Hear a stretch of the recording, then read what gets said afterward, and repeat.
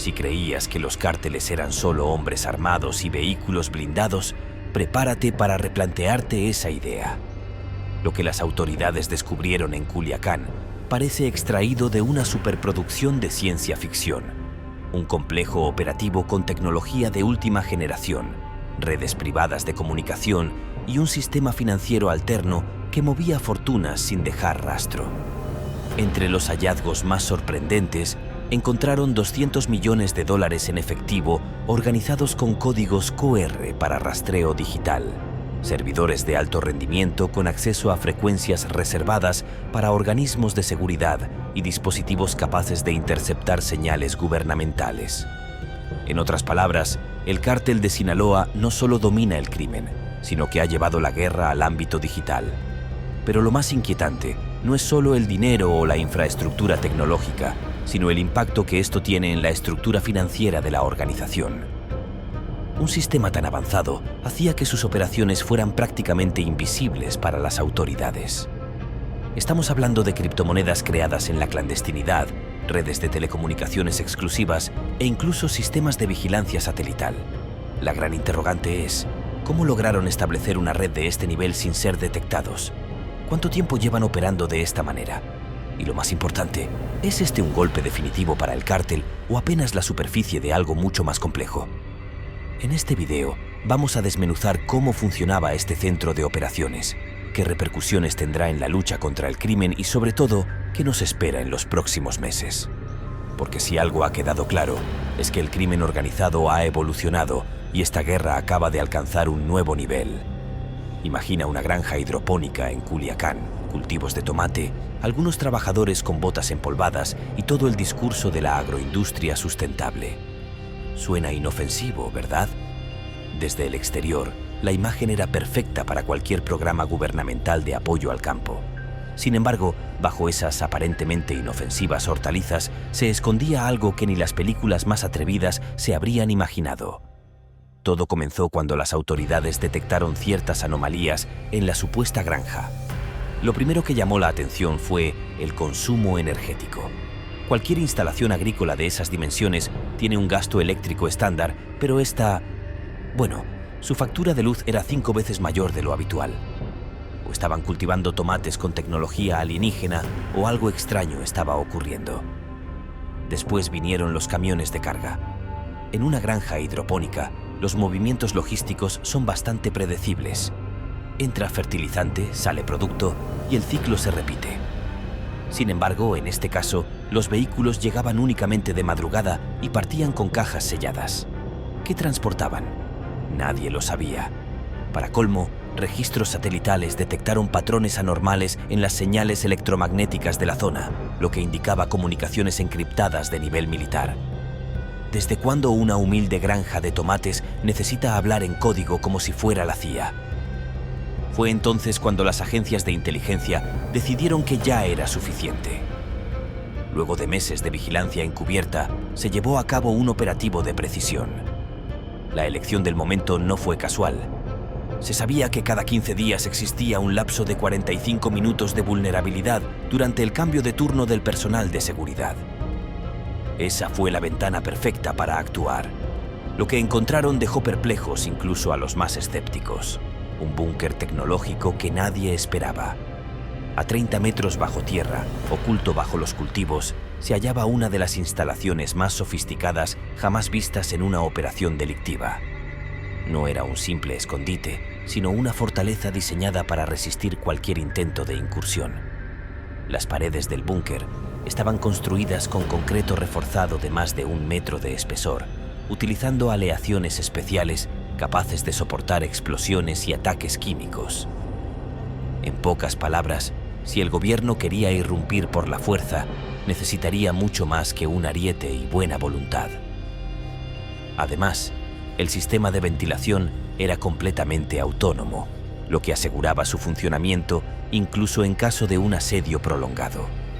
Filtros de nivel militar capaces de identificar y neutralizar agentes biológicos y químicos.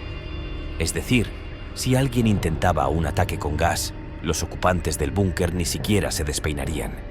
Cada nivel contaba con su propio sistema autónomo de ventilación, lo que garantizaba que, Aunque una parte del búnker fuera comprometida, las otras podrían seguir operando sin inconvenientes. Las compuertas entre las distintas secciones parecían sacadas de una instalación nuclear, equipadas con sistemas de escaneo biométrico de retina, rostro y patrones vasculares. No había llaves, contraseñas o códigos fáciles de romper. Solo aquellos con la debida autorización podían pasar de una zona a otra, y lo mejor de todo es que ni los empleados de alto rango tenían acceso a todas las áreas. Cada uno solo conocía lo indispensable para realizar su labor y nada más. Pero si esto ya parecía increíble, lo que vendría a continuación era aún más asombroso. Drones, sensores y un blindaje total contra el mundo. Si algo distingue al narcotráfico contemporáneo es su capacidad de adaptación y superación de las fuerzas de seguridad, y esta instalación lo demostraba. La primera línea de defensa del búnker no era humana. No había halcones escondidos en las azoteas ni sicarios patrullando los alrededores. En su lugar, una flota de drones autónomos con visión nocturna avanzada se encargaba de la vigilancia. Equipados con sensores térmicos de última tecnología, estos drones podían detectar movimientos hasta a 5 kilómetros de distancia. Los sensores sísmicos estaban a otro nivel. Podían distinguir entre un animal, una persona o un vehículo con tal precisión que harían que muchas agencias gubernamentales se sintieran celosas. Si alguien intentaba acercarse sigilosamente, olvídalo. Antes de dar un paso ya habían sido detectados. Y si esto no fuera suficiente, la instalación también contaba con inhibidores de señal avanzados que transformaban la zona en un agujero negro para cualquier tipo de comunicación externa. Ningún teléfono, radio o señal satelital podía penetrar el área sin que ellos lo autorizaran. Si el gobierno intentaba vigilar, se enfrentaba a grandes dificultades. Pero claro, todo esto requería dinero, mucho dinero, y lo tenían. El dinero estaba organizado como en Wall Street. Uno pensaría que el dinero incautado en este tipo de operativos son solo montones de billetes amontonados en un almacén desordenado con alguna liga de goma sujetándolos, pero no. Cada paquete de $500,000 estaba sellado al vacío, etiquetado con códigos QR y almacenado con una precisión milimétrica. No era solo efectivo, era un sistema financiero paralelo funcionando con tal eficiencia que haría que los bancos internacionales parecieran novatos. Los códigos QR no eran un simple detalle decorativo. Permitían rastrear cada paquete de dinero, conocer su origen, destino y fecha exacta de movimiento. Los algoritmos contables que usaban para gestionar sus finanzas no solo igualaban, sino que superaban a los de muchas instituciones bancarias internacionales. Y eso no era todo. Entre las computadoras incautadas, las autoridades encontraron evidencia de algo aún más perturbador. Contratos con proveedores de tecnología avanzada, órdenes de compra de equipamiento militar y registros de transferencias en criptomonedas que demostraban que la operación iba mucho más allá del narcotráfico. No solo se movía dinero, sino que se estaban adquiriendo herramientas para una nueva era del crimen organizado. La gran pregunta es, ¿cómo lo hicieron? No estamos hablando de unos pocos narcotraficantes con algo de dinero para invertir en tecnología. Esta era una operación tan bien estructurada que rivalizaba con las agencias gubernamentales más avanzadas del planeta. Entonces, ¿cómo lo lograron? ¿De dónde obtuvieron el conocimiento y la capacidad para montar algo de este calibre? Las autoridades tienen varias teorías.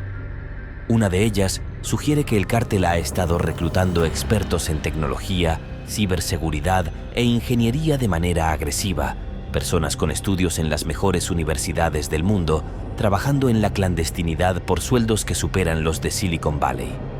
Otra hipótesis sugiere que han adquirido directamente la tecnología de los mercados más avanzados. Proveedores militares en el mercado negro, empresas fachada que operan en distintos países, han estado obteniendo equipos de última tecnología sin levantar sospechas, solo para luego ser enviados a instalaciones como esta. Sea cual sea la respuesta, una cosa queda clara: los cárteles han evolucionado. Ya no son meras organizaciones criminales, ahora son entidades tecnológicas con una capacidad operativa que desafía a los gobiernos. Y si pudieron hacer esto bajo una granja de tomates, ¿qué más estarán escondiendo en otros lugares? Si pensabas que el narcotráfico solo se movía con montones de billetes y maletas llenas de efectivo, lamento desilusionarte. Estamos en la era digital y los cárteles lo saben mejor que nadie. Ya no se trata de esconder billetes en compartimentos secretos de tráileres o mover dinero en cuentas offshore. Ahora la infraestructura financiera del crimen organizado es tan avanzada que ni los bancos centrales pueden seguirle el paso. La incautación de la narcograna en Culiacán no solo destapó un búnker con tecnología de vanguardia, sino que también reveló algo aún más inquietante. Un sistema financiero diseñado con la misma precisión que los mercados globales, pero sin regulaciones, sin supervisión y, lo mejor para ellos, sin rastros. Blockchain, criptomonedas y finanzas del narcotráfico. Las computadoras incautadas durante la operación contenían más que simples listas de contactos y rutas de distribución. Lo que las autoridades encontraron fue un sistema financiero basado en blockchain operando paralelamente a la economía global. Cada transacción quedaba registrada en una red descentralizada, sin intermediarios, sin bancos, sin posibilidad de rastreo mediante métodos convencionales. Cuentas anónimas, encriptadas y protegidas por capas de seguridad que hacían casi imposible su intervención. ¿Y el efectivo? El efectivo no estaba amontonado en una bodega como en los viejos tiempos. Cada paquete de $500,000 tenía un código QR que permitía su seguimiento dentro del propio sistema financiero del cártel. Básicamente, habían creado su propio banco, con un nivel de organización y eficiencia que muchas instituciones financieras envidiarían. Pero eso no era todo. La sorpresa llegó cuando descubrieron que el cártel no solo movía dinero a través de criptomonedas, sino que había desarrollado su propia moneda privada, respaldada por activos físicos y oro. El detalle más aterrador: cada token estaba programado para autodestruirse después de cada transacción, eliminando cualquier rastro digital. Esto no era Bitcoin ni Ethereum. Era una moneda diseñada exclusivamente para operaciones criminales, con protocolos de seguridad que hacían que el lavado de dinero fuera prácticamente indetectable. Y aquí viene lo más interesante: no estaban usando estos sistemas solo para mover dinero. Estaban invirtiendo, convirtiendo al narcotráfico en un inversionista tecnológico. El análisis de los documentos financieros reveló que el cártel no estaba simplemente gastando su fortuna en autos de lujo y mansiones. Estaban invirtiendo millones en innovación tecnológica. Los contratos encontrados en las computadoras mostraban compras de sistemas de radar avanzado, tecnología satelital y componentes para drones de combate. Pero aquí viene lo más preocupante: lo estaban haciendo a través de empresas fachada en múltiples países. Hablamos de compañías registradas en Europa, Asia y América Latina que, en apariencia, se dedicaban a la importación y exportación de productos legítimos, pero en realidad eran utilizadas para adquirir tecnología de uso militar sin levantar sospechas. Tenían drones de vigilancia con inteligencia artificial, software de guerra electrónica, equipos de comunicaciones cifradas. Y lo peor: gran parte de esta tecnología provenía directamente de proveedores militares. Esto significa que no solo estaban a la altura de muchas agencias de seguridad, sino que en algunos casos las superaban. Pero aquí surge una pregunta crucial: ¿cómo es posible que un cártel tenga acceso a tecnología de vanguardia sin que los gobiernos lo detecten? Hackeando el sistema, cibercrimen y espionaje. Parte de la respuesta radica en la manera en que operan sus sistemas de inteligencia y comunicación. El cártel de Sinaloa y el CJNG no solo han logrado infiltrarse en redes gubernamentales, sino que también han construido sus propias infraestructuras de comunicación, lo que les permite operar completamente al margen de las telecomunicaciones tradicionales. Cámaras de vigilancia las tienen, y no solo en sus propios dominios. Se ha descubierto que han hackeado las cámaras de seguridad de negocios, calles e incluso organismos gubernamentales para monitorear en tiempo real los movimientos de las autoridades. Redes de telecomunicaciones también. En ciudades como Culiacán, los cárteles han instalado sistemas de comunicación propios que funcionan de manera similar a los C4 y C5 del gobierno. En otras palabras, no necesitan depender de redes públicas para coordinar sus operaciones. Y luego están sus avances en ciberespionaje. El famoso juicio del siglo contra Joaquín El Chapo Guzmán reveló que el cártel había contratado a un ingeniero colombiano, Cristian Rodríguez, para desarrollar un sistema de comunicación encriptado exclusivo para ellos. Este sistema permitía a los líderes del cártel comunicarse sin temor a ser interceptados por el gobierno. Pero aquí viene el giro. El software también incluía herramientas de espionaje. Guzmán podía acceder a los teléfonos de sus colaboradores e incluso espiar a sus parejas sentimentales. Y si en 2008 ya poseían esta capacidad, ¿qué crees que pueden hacer hoy? Los reportes más recientes indican que los cárteles han estado reclutando expertos en ciberseguridad y hackers con ofertas económicas que superan las de muchas empresas tecnológicas. Salarios en Silicon Valley son una broma en comparación. El narco paga mejor, sin impuestos y sin límites. Y con estos talentos, están desarrollando herramientas aún más sofisticadas, Por ejemplo, se sabe que han incursionado en el desarrollo de plataformas de inteligencia artificial para automatizar su logística, analizar patrones de tráfico de drogas y predecir operativos de seguridad basándose en datos históricos. Lo que significa que el crimen organizado no solo ha evolucionado, ha transformado por completo las reglas del juego. ¿Qué sucede después de la caída de la narcograna? Los líderes del cártel implementaron un cambio masivo en su estructura tecnológica. Desmantelaron instalaciones similares, modificaron todos sus protocolos de comunicación y adoptaron medidas de seguridad aún más estrictas. Se detectó un cambio inmediato en la forma en que movían su dinero. Abandonaron las criptomonedas convencionales y pasaron a usar sistemas de transacciones más avanzados, como redes de nodos descentralizados, imposibles de rastrear. Además, se registró un aumento en la compra de hardware especializado para la creación de redes satelitales privadas. Sí, así como lo oyes, el narco está intentando desarrollar su propia red de satélites para garantizar comunicaciones seguras, sin depender de ningún país o proveedor. El mensaje es claro. Puedes derribar una instalación, pero su capacidad de adaptación es más rápida que la respuesta del gobierno. El narco, un enemigo más sofisticado que nunca.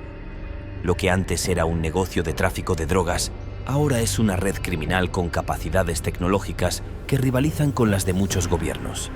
Los cárteles han dejado de ser grupos de hombres armados con rifles. Ahora son corporaciones digitales con ingenieros, hackers y especialistas en inteligencia artificial trabajando en las sombras. Si algo quedó claro tras la caída de la narcograna, es que la guerra contra el narcotráfico ha cambiado. Ya no es solo una lucha en las calles, ahora es una batalla digital donde los algoritmos y la inteligencia artificial son las nuevas armas. Y la gran pregunta es, ¿está el gobierno preparado para enfrentarlo? ¿Está el gobierno listo para hacer frente a un adversario que parece estar siempre un paso adelante? Enfrentar a una organización como el Cártel de Sinaloa no es una tarea sencilla. No estamos hablando de un grupo de criminales improvisados, sino de una entidad con un nivel de organización, financiamiento y tecnología que, en muchos aspectos, supera a los propios gobiernos. Cuando las fuerzas de seguridad desmantelaron la narcograna, no solo sobrevivieron a los golpes, sino que se adaptaron, evolucionaron y regresaron con mayor fuerza.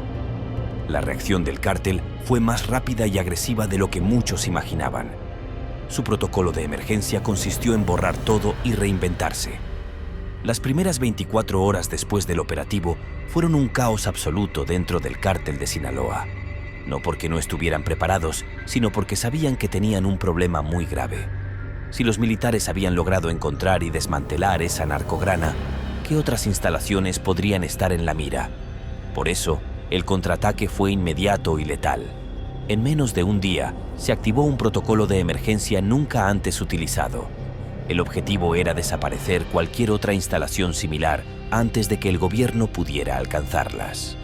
Se dieron órdenes directas desde los niveles más altos del cártel para cerrar inmediatamente todas las instalaciones de alta tecnología similares a la narcograna, destruir servidores y cualquier equipo electrónico que pudiera contener información comprometedora y cambiar totalmente las rutas logísticas y operativas. En otras palabras, el cártel se volvió invisible en cuestión de horas. Lugares que habían operado durante años fueron abandonados de la noche a la mañana. Servidores enteros fueron destruidos o quemados y cualquier infraestructura que pudiera ser utilizada en su contra fue borrada del mapa. El resultado fue devastador. Cuando el gobierno intentó seguir con sus operativos, no quedaba rastro de las instalaciones que buscaban. El cártel no solo se había anticipado, sino que había desaparecido antes de ser atrapado. Pero no se trataba solo de esconderse. El golpe también causó un terremoto interno dentro del cártel. Hasta ese momento, muchos dentro de la organización creían que sus sistemas eran impenetrables, que sus redes encriptadas, sus drones de vigilancia y su infraestructura de comunicación los mantenían siempre un paso adelante del gobierno. Sin embargo, el hecho de que una de sus instalaciones más avanzadas fuera desmantelada cambió todo. Lo primero que hicieron fue asumir lo peor. Alguien desde dentro los había traicionado. Se desató una cacería de infiltrados, se realizaron interrogatorios internos y muchas células del cártel fueron desmanteladas de manera preventiva. En un movimiento sin precedentes, el liderazgo del cártel ordenó que solo el círculo más cercano tuviera acceso a información clave. Esto significó que las rutas de distribución cambiaron sin previo aviso, dejando fuera a muchos operadores tradicionales. Los métodos de comunicación se modificaron por completo, eliminando cualquier canal que pudiera haber sido comprometido. Se activó un protocolo de compartimentación extrema, donde ningún miembro conocía más allá de su tarea inmediata. El resultado fue una organización más hermética que nunca, donde la desconfianza se convirtió en la norma y solo los más altos mandos sabían realmente qué estaba pasando. Ingenieros, expertos en ciberseguridad y programadores con doctorados en criptografía. Estos nuevos líderes comprendían algo que muchos dentro del cártel aún no habían asimilado. La lucha contra el narcotráfico ya no se libraba solo con armas, sino con algoritmos, inteligencia artificial y sistemas de comunicación imposibles de interceptar. El cártel se estaba convirtiendo literalmente en una empresa tecnológica clandestina. El cambio en la seguridad, la comunicación cuántica y las redes invisibles fue uno de los ajustes más inmediatos dentro del cártel. Si antes sus redes encriptadas ya eran sofisticadas, ahora dieron un paso aún más allá. Abandonaron los sistemas tradicionales y comenzaron a desarrollar un sistema de comunicación basado en criptografía cuántica. ¿Qué significa esto? Que sus mensajes ya no pueden ser interceptados ni desencriptados con la tecnología actual. Además, integraron servidores que se autodestruyen tras cada uso, redes que se reorganizan automáticamente para evitar ser rastreadas y una nueva autenticación biométrica multicapa para garantizar que solo las personas autorizadas puedan acceder a la información clave. Básicamente, su sistema de seguridad evolucionó tan rápido que, cuando el gobierno se dio cuenta del cambio, ya estaban 2 pasos atrás. Otro efecto inmediato del golpe fue un ajuste en la distribución territorial del cártel. Si antes operaban con rutas fijas y zonas de control bien definidas, después de la narcograna adoptaron una estrategia de movilidad extrema. Las áreas que habían sido estratégicas durante años fueron abandonadas de un día para otro.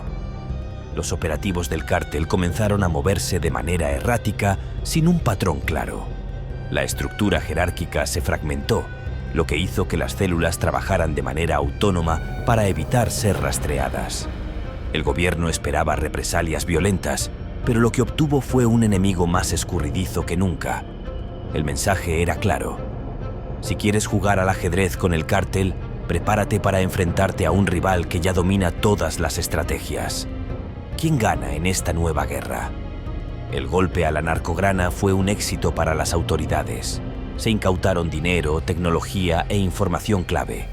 Pero al final, el cártel no solo sobrevivió, sino que evolucionó. Ahora operan con mayor hermetismo, han desarrollado nuevas formas de comunicación y han descentralizado su operación para hacerla aún más difícil de rastrear. Cada vez que el gobierno intenta contenerlos, ellos encuentran la forma de adelantarse. El narcotráfico ya no es un problema de seguridad convencional, es una guerra, una batalla de inteligencia artificial contra inteligencia artificial. La gran pregunta que queda en el aire es: ¿puede el gobierno seguirle el ritmo a un enemigo que siempre va un paso adelante? Si crees que la lucha contra el narcotráfico sigue siendo una batalla de fuerzas armadas contra sicarios con rifles de asalto, es hora de actualizarse. Lo que antes se resolvía con enfrentamientos en las calles y decomisos espectaculares, ahora se ha convertido en una guerra de acción, algoritmos y tecnología de vanguardia. El golpe a la narcograna de Culiacán dejó claro algo que muchos aún no querían aceptar. El narcotráfico ya no es solo un negocio clandestino, es una industria de alta tecnología con una capacidad operativa que rivaliza con la de muchos gobiernos. Y lo peor es que las agencias de seguridad no están preparadas para este nuevo enemigo. El nuevo campo de batalla es tecnología contra tecnología. Atrás quedaron los días en que la guerra contra el narcotráfico se libraba con retenes, operativos y redadas. Hoy, el verdadero conflicto está en el ciberespacio. Después del golpe en Culiacán, las agencias de seguridad esperaban un reajuste en el cártel, un debilitamiento de su estructura, pero lo que encontraron fue lo contrario. Los cárteles respondieron con una evolución tecnológica sin precedentes. En los últimos meses se han detectado intentos de desarrollar infraestructura digital propia, completamente independiente de cualquier red gubernamental comercial. Algunos informes de inteligencia indican que el cártel de Sinaloa y el CAING están invirtiendo en la creación de su propia red satelital. Así como lo lees, microsatélites lanzados a través de empresas fachada, diseñados para ofrecer comunicaciones cifradas imposibles de interceptar. Y si esto ya te parece alarmante, espera a conocer el siguiente paso: narcotráfico con inteligencia artificial, el futuro del crimen organizado.